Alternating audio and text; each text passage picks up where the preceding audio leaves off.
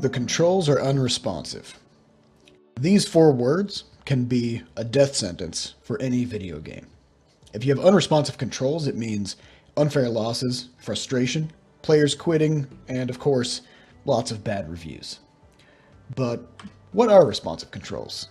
If it just means the game does what the player tells it to do, how hard could that be to implement? And how could so many games get it wrong?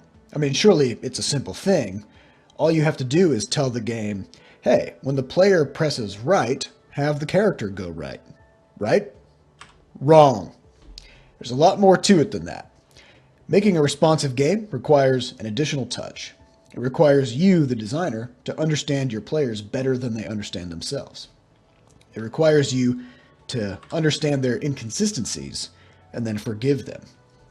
And I don't mean that in a philosophical way. I mean literally building forgiveness into the design of your game so that even if your players aren't perfect, even if they make mistakes, they can still have a great time. My name is Seth Coster, and I'm a co-founder, designer, and game programmer at Butterscotch Shenanigans. Today I'm going to talk about our studio's journey through developing our upcoming platformer Levelhead, and the ways that we incorporated forgiveness mechanics into the game's design to make it a truly enjoyable experience. Now we have a lot to cover, so let's just jump right in. Now about a month into Levelhead's development, Sam, our artist, was playing the game, and I noticed that he was having a hard time trying to bounce off of enemies' heads. In Levelhead, as in many platformers, you can jump on an enemy to defeat it. And if you're holding the jump button, when you land on its head, then you get a big aerial boost. But when Sam was playing, I saw that he wasn't always getting the boost. I asked him what was going on with that, because I'd never seen that before. And he just said, yeah, there's something inconsistent about bouncing off of enemies' heads, and it only seems to work half the time. So as the programmer, I got defensive because I knew that the underlying code was so simple that there was absolutely no way that it could be inconsistent. Either you hold the jump button and you get the boost, or you don't hold the jump button and you don't get the boost. I mean, that's textbook consistency. So I watched Sam play to figure out what was going on. And sure enough, he was not holding the jump button. Instead, he was trying to time it so that he was pressing jump in the exact moment that he hit the enemy. And about half the time, he would hit it too early, but he'd get the boost anyway because he was holding the button right as he touched the enemy's head. But the other half of the time, he would press the button after bouncing off the enemy's head, and then that wouldn't count. So, as a designer, this kind of situation puts you at a crossroads. You know that your controls are consistent, so you could just blame the player.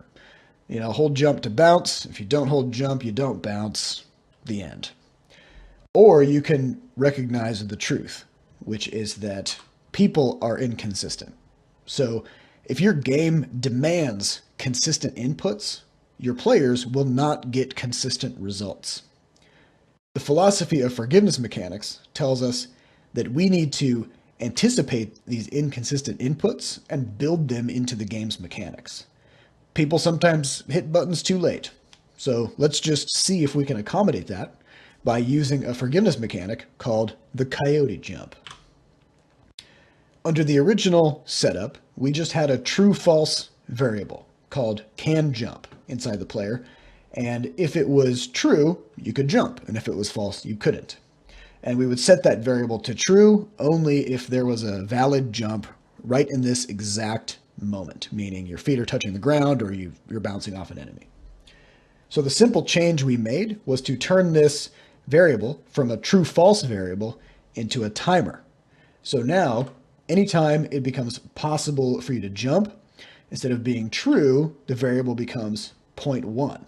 And so that means that you're always going to be given a tenth of a second to jump, even after it should no longer be possible to jump. And suddenly, all those missed inputs from pressing the button too late go away. This technique is called the coyote jump after Wile E. Coyote, the Looney Tunes character, who would run off of cliffs and then only fall when he realized that he no longer had anything to stand on. And if you're really watching somebody play with this mechanic, then you'll notice those times when they run off a cliff and they seem to jump off of thin air. So if you're finding that a little tricky to catch, here's this same clip at 25% speed. So as you can clearly see, GR18, our protagonist delivery robot, is fully floating in midair here by the time the jump button is pressed, and that gets caught by our little can jump timer. So this is what a player would call responsive controls, because the player attempted to jump across a gap, and as far as they could tell, they pushed the button at the right time. So they would expect to jump that gap, and they did. And that's all there is to it. So once we opened up our minds to the possibility of letting the player hit buttons too late, we started to see how this could be applied to other areas as well. In Levelhead, the player has the ability to grab objects using a grappler. And this grappler extends up to 3 full grid spaces away from the player. And it attaches to whatever it hits, and then it quickly pulls that back and puts it on the player's back. So when we first implemented this grappler, we didn't think too much of it because it's a common concept in platformers to be able to grab objects and carry them. But because our grappler had a range and a directionality, it suddenly opened up a lot of really interesting mechanics. And the coolest of these mechanics was what our players came to call a package jump, which came to be the signature move of GR18. A package jump is when the player jumps off the package while grappling downward to pick it up again mid-jump. So this move allows you to use a box as a mobile platform to traverse hazardous terrain. And although the package jump was a really fun and interesting mechanic, we had a little bit of a math problem. The player can jump more than 4 spaces high, but the grappler only extends 3 spaces. So if the player hit the grappler too late, then they wouldn't quite be able to reach the package. So we created a system called cable stretching, where we would lock in the destination of the cable the moment you press the button. And if you happened to move farther away, the end of the cable would stretch to reach that original intended spot. So in this GIF, you can see the cable stretching in action.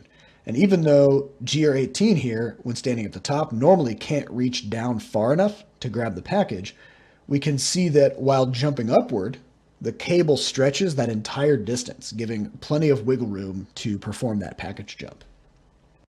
So cable stretching and coyote jumps are both forgiveness mechanics that work toward the same goal, and they both fall under the category of late input forgiveness. That is, they allow the player to press inputs too late while still giving the player the results that they expect.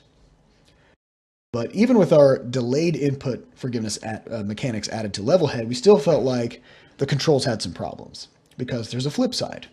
People don't just hit buttons too late, they also hit buttons too early. So to solve this problem, we need some kind of early input forgiveness. We need to let players hit buttons too early and still make it count. So for example, if you hit the jump button before your feet touch the ground, you should still jump. We can easily solve this problem with a technique called input buffering, which is when you store an input for a short time after it's pressed and then engage the input when it becomes valid. A simple example from Levelhead is the input buffering that we have on jumps, which gives you a 0.2 second window after pressing the jump button and it still counts. So in this GIF, we spawn a red marker at the player's feet the moment the jump button is pressed. As you can see here, there's no way that the player would ordinarily be able to jump at these locations because their feet are just way above the ground. And even more importantly here, 0.2 seconds doesn't sound like much, but this GIF shows that even that short amount of time gives you a huge amount of leeway, making it almost impossible to mistime those jumps.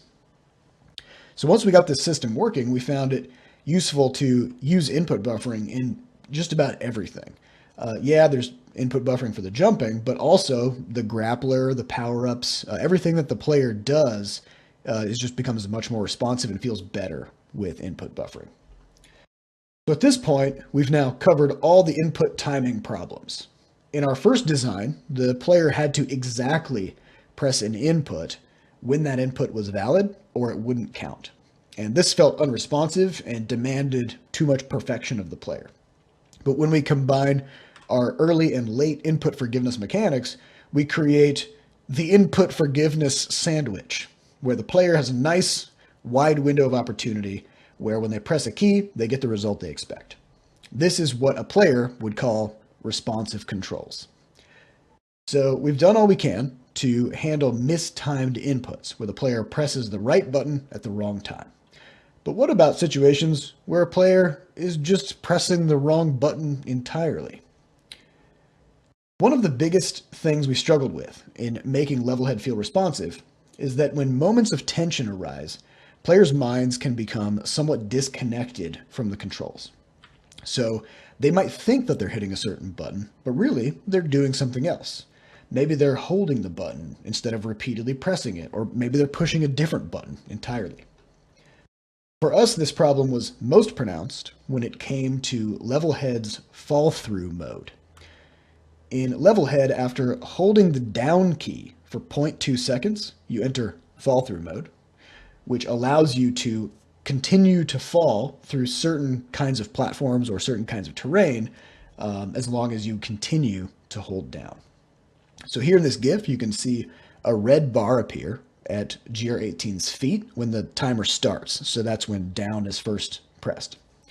And when GR18 enters fall-through mode, the bar turns green and he begins passing down through the thin ledges. So this system worked pretty well, except when it came to performing package jumps. To do a package jump, you need to grapple downward, which requires holding down while grappling. But some players would forget that they were holding down. So they would keep holding down, and they would try to land back on the package and just fall right through it, as you can see here in this GIF. So we added some hidden rules to make it so that if the player continued holding down, they would still get the expected results. So first, we made it so that every time you jump, fall-through mode just turns off. We assume that if you're jumping, you want to go up, and fall-through mode is about going down. So in other words, we use one input to completely invalidate and reset another input. And second, we add a rule that fall-through mode only begins when your feet are on the ground. So that means if you're holding down before you land, then you'll get a brief window of standing on the ground before you begin falling. So when we combine these rules, you can see that the player can now just continue to hold down forever, whether they know that they're doing it or not, and still be able to perform a series of package jumps without falling through. So in this GIF, the down button is never released. You might think that these extra rules would add some kind of clunkiness to the controls, but since they line up with players' expected outcomes, they actually just make the controls feel correct instead of weird. So this whole concept that we used to solve our down button problem is just called an input reset, where even though the player is holding a button, we add rules that reset the input to make it seem like the player isn't holding the button and that they've pressed it fresh. As designers, we just have to acknowledge that players will sometimes forget to let go of a button, and it's our job to make sure that the game handles that gracefully wherever possible. So when it comes to accidental input forgiveness, you can go even deeper than input resets. Because sometimes you'll find that players will press a button that they really don't want to use at all. In Levelhead, we got hit by this problem in a big way. We had the controller's left bumper tied to the retry button. So if you press that bumper, it would start the level over or set you back to the previous checkpoint. We wanted to make sure that it was super easy for speedrunners and more serious players to restart levels to work on their strategies, or if somebody got soft locked in a puzzle that they could just hit a button and just start over. So we discovered, though, that a sizable portion of our players, probably about a third, kept hitting that left bumper on accident. So they'd be in the middle of doing something, and then all of a sudden they would just accidentally reset the level. This seemed weird to us because the left bumper is it's way over there on the controller. So how could you possibly hit it on accident? We sat down and we just watched some people play the game, and we quickly discovered the problem, which is that some players just naturally hold the controller with their index fingers resting on the bumpers. And when something intense was happening, these players would clutch the controller super hard and squeeze it, and they would press both of the bumpers at the same time. And because it happened when the player was in the middle of a panic moment, then the player would actually have no idea that they had squeezed the bumpers. They didn't know they had pressed any buttons. And so as far as they were concerned, the level just randomly restarted. So fortunately, there's a simple fix for this. We just added a count up timer to the reset button so that the button would only be valid if you held it for more than 0.3 seconds. So this is enough time that it allows the panic to pass, and if a player clutched the controller, they usually would only do it just for an instant. And so by the time the panic subsides, they've released the button and they've stopped accidentally resetting. So sure enough, once we implemented this, all those complaints about accidental restarts vanished. So we call this kind of forgiveness mechanic an input speed bump. So rather than just instantly taking the player's input and engaging the action, for some inputs we can say, slow down a second so you don't hurt yourself. And when it comes to buttons of higher consequence, where an accidental input would be really bad, you might want to consider putting some speed bumps in there. All right, so there's many ways that you can forgive your players for giving weird, bad, or just plain wrong inputs. But forgiveness mechanics are not just about inputs. There are lots of other little things you can do to make your game feel more responsive to the player's intentions. For example, when we first started working on Levelhead, we kept running into scenarios where it was unusually difficult to navigate tight spaces. Like if you ran over a little gap in the floor, you'd just fall right into it. Or if you wanted to jump through a one grid space hole in the ceiling, it would take a couple tries and you kept bumping your head. This was all because of how we were thinking about our hitboxes. Under the hood, everything in Levelhead has a width and a height, which determines the hitbox of whatever that thing might be. So here you can see some of the items in Levelhead shown with their baseline square-shaped hitboxes. When we first started building the game, we treated these hitboxes as sacred. Any collision between hitboxes should be respected, we thought. So let's say we had a situation like this where you have some terrain and then there's a tiny ledge sticking up. And if we have a character walking along here and we take a rigid view of these hitboxes, then we would say that unless the character jumps, this tiny ledge is going to stop them. But it turns out that is a terrible gameplay experience because being stopped by every tiny ledge, lip, and corner just makes everything frustrating. So to solve this, we use Hitbox Pinching, which is when the character's movement collisions are based on some smaller pinched version of the hitbox. And this is going to allow the character to squeeze through areas that they otherwise would have had a harder time squeezing into, and then they can pop up over obstacles. So in our previous example, it would look like this. When you're calculating horizontal movement collisions, we would pinch the hitbox vertically, which allows us to pretend like the character's feet are higher up off the ground and its head is lower. As the character moves forward, this tiny ledge is no longer a problem. And in that same movement frame, we can resolve the fact that the character is inside the floor by just popping them up out of the ground.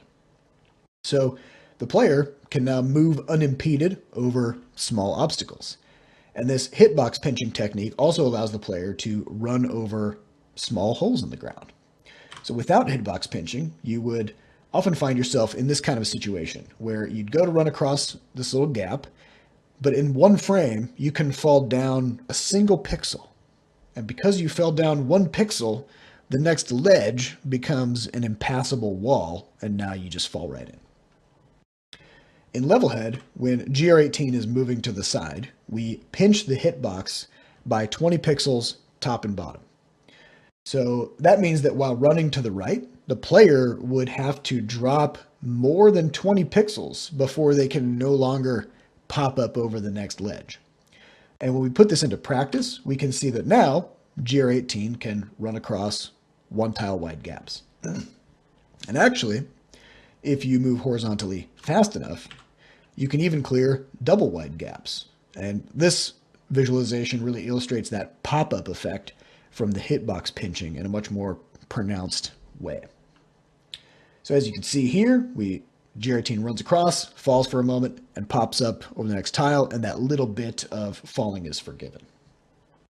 Hitbox pinching can also be used to let the player easily jump up and out of tight spaces.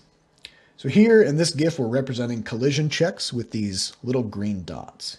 And as you can see that when the player's jumping upward, we pinch the hitbox down to almost nothing. I think maybe the player's about 2 pixels wide while jumping upward. But that squeeze generally allows the player to sometimes partially go inside of walls. And so we have to make sure that we adjust for that. And that adjustment is shown by those little yellow dots in the center of the player's body when they jump around corners, just like that.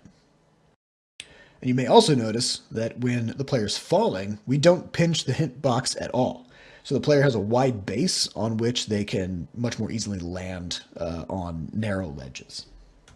The hitbox pinching is a super useful tool that allows you to demand a lot less precision of the player and allows them to very easily squeeze through areas of the game that would otherwise require a frustrating amount of fine motor skill. So when it comes to hitboxes, there are a couple of other much simpler things you can do to get a lot of mileage. For example, we can play around with hitbox sizes and shapes as a simple but effective tool to make the game more forgiving. For starters, when it comes to things that are bad for the player to touch, we can tuck the hitbox in at the edges, making the hitbox smaller than the visual area of the object, so it's harder for the player to hurt themselves. And you can see in this GIF how these Spiketrons in Levelhead have very forgiving hitboxes, which allows the player to easily squeeze through a gap like this. So I like to think of this as those times in movies where someone's flying a spaceship, and there's always a scene where 2 big doors are closing, and they have to squeeze the ship through the gap. So basically, you want to create that feeling. And that's easy to do just by tucking in those hitboxes. So you may also notice that these spikes, despite obviously being square, have circular hitboxes. By shaving off the corners, we make it so that the player can kind of pass their toe through the corner of the spike, and that's still fine. It's a close call, which feels cool. It makes the player feel like they're better at the game, and it's just a lot more exciting that way. And on the flip side, for anything positive, we want the hitbox to be as easy to hit as possible. So for starters, we make it a square so that it has those corners to catch. And we also extend the hitbox beyond the visual size of the item. So in this GIF, we can see how these hitboxes of gems and Levelhead extend far beyond their actual visual size. And when the game is slowed down at half speed like this, and when the hitboxes are visible, the forgiveness mechanics are pretty obvious. But at full speed, without the hitboxes visible, it feels totally natural. And the player is not going to notice or be upset that these good things are being handed to them with ease. But sometimes having a big hitbox isn't enough. If you want the player to really get that good stuff, you can add magnetism to positive items. In Levelhead, we only apply this to the gems, but in your game, you could technically do this to whatever you want. The rule we use is once the player has gotten pretty close to the gem, we have the gem enter magnet mode, and it's then just going to chase the player until it gets picked up. This effect is especially pronounced when the player is moving faster, like this GIF when they're falling, or maybe if they're being shot out of a cannon. So we use this kind of magnetism to make it so that the player doesn't have to backtrack and physically touch every gem just to collect it. If they just kind of like graze past one, it got close enough, then we just call it good enough and we let the player have the win. And plus, I think it just feels really cool to go really fast and just be chased by a bunch of gems that are trying to catch you. The last forgiveness mechanic I want to go over is the concept of a benefit of the doubt decision tree. This is what we use when a player could have multiple possible outcomes when interacting with something. with varying degrees of goodness or badness. When one of these events occurs, we walk through a series of questions that always leads to the most favorable outcome to the player. In Levelhead, enemies are the best example of this. So when you hit an enemy, there are some scenarios where you defeat the enemy, and there are some scenarios where the enemy defeats you. And the outcome totally depends on how you hit the enemy. So we can use this scrub enemy from Levelhead as an example. When you collide with this scrub, we first check the green rectangular area. This is the area that is favorable to you to determine whether you're going to deal damage to the scrub by jumping on its head. So notice that this area is larger than the visual size of the scrub, and it also has corners, making it easier to hit. And as you can see in this GIF, the player doesn't have to directly land on the visual area of the scrub for this to count as a successful hit. You just need to hit somewhere in that green rectangle. And just like with the gems, the positive hitbox extends far beyond the visible area. As before, this effect is more pronounced when the game is slowed down like this, but at full speed, this happens fast enough that you don't really notice it that much. So when you've collided with the enemy and failed to meet that first decision criteria for dealing damage to it in the green rectangle, only then do we evaluate if you're going to be harmed. And in that case, we use a second, smaller circular collision mask, represented by this red circle, to determine whether you're harmed. So it's possible that you would collide with the green rectangle, fail to damage the enemy, because maybe you were traveling up or something. But maybe you're still not inside the circle, so you don't take you're not harmed, and you live to see another day. And by using this tucked in circle, we allow you to kind of graze past and avoid anything bad happening to you. So in all cases, our goal here is to give the player as many opportunities to win and feel like they're really good at the game. And only when they totally run out of possible ways out, that's when the player loses. All right, so that's about all the time that I have. I hope you've all found this useful and interesting. Some of these concepts are a lot more complicated to implement than others, and not all of them will apply to all games. So how you bring these forgiveness mechanics into your game may end up looking a lot different than what I've shown here today. But that's okay, because the most important thing here is not in the specifics, it's in the broader philosophy that your players are people, and people do all kinds of wacky things. They push the wrong buttons, they squeeze the controller, they panic, they do a lot of things that they don't even know about or that they can't even explain. In other words, they're not perfect. But we shouldn't expect them to be perfect. As designers, it's our job to meet our players where they are and give them the best possible experience. And to do that, we have to forgive their inconsistencies and build rules into our games that accommodate them.